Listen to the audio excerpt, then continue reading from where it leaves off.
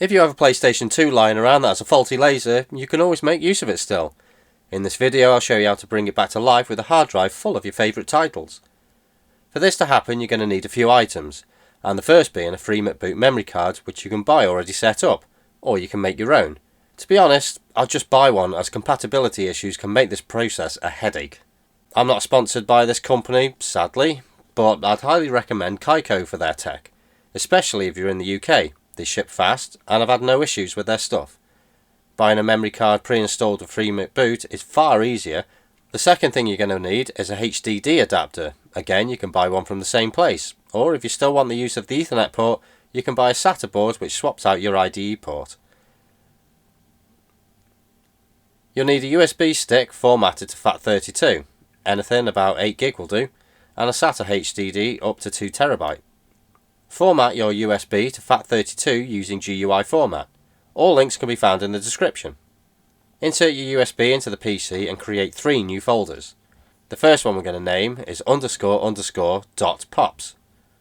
The second one we will rename __.common. And the third we will call +OPL. I've already created these on the desktop, so I'll just drag them to the USB. In these folders we will just place certain folders that will be copied to the exact same folders that will be created on the HDD. In the pops folder there'll be nothing to begin with. In the common folder we need to create a folder called pops. In this folder you need to drag the 2 downloaded files in here called ioprp252.image and pops.elf. In the OPL folder create a new folder called pops and drop the popstarter.elf file from your downloads into here. Below the pops folder drag your OpenPS2 loader file here. When these are copied, remove the USB from the PC and put it into your PS2. Connect your hard drive to the adapter and insert it into the back of the PS2. Make sure it's pushed all the way in. Start it up and select U-Launch. Press circle to open File Browser and drop down to MISC. Then HDD Manager. This will show if the PS2 has detected a hard drive. Now it needs to be formatted. To do this, press R1 on the controller and choose Format. When it's finished, we need to create a partition by pressing R1. Choose Create, then type __.pops. It will then ask what size partition you'd like. Now this depends on how many PS1 games you want to put on there. So for this example, I'm just going to go for 25GB. Confirm, and that's done. Press R1 again and create a new partition. This only needs to be small, so you can leave this as it is. Type +OPL and create. Now press triangle and then circle for File Browser. Go to Mass and press circle. Go to Common, press circle. Go down to highlight pops and press R1 and circle on copy. Press triangle a few times to go back to the start and go into HDD. Go down to Common, press R1 and paste with circle. Press triangle a few times again, go back to Mass, down to OPL, select Pops with your D-pad, press R1, then copy. Press triangle to get back to the HDD, go into that folder, down to OPL, press R1 and paste. Tap triangle a few times to get back to the main menu. Go down to Mass, back into OPL, down to Open PS2 Loader, and R1 copy.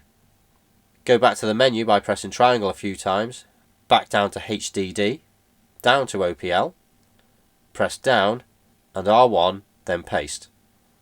This is how it should look.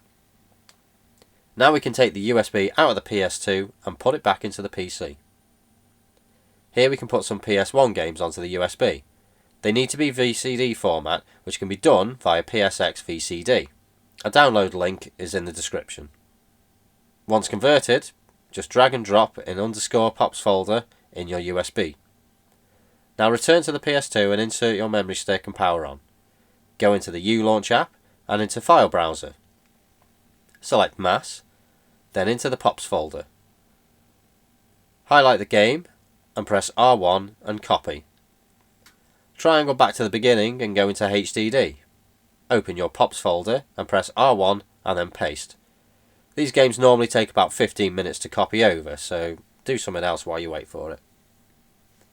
When it's done, we can press reset and reboot the console again.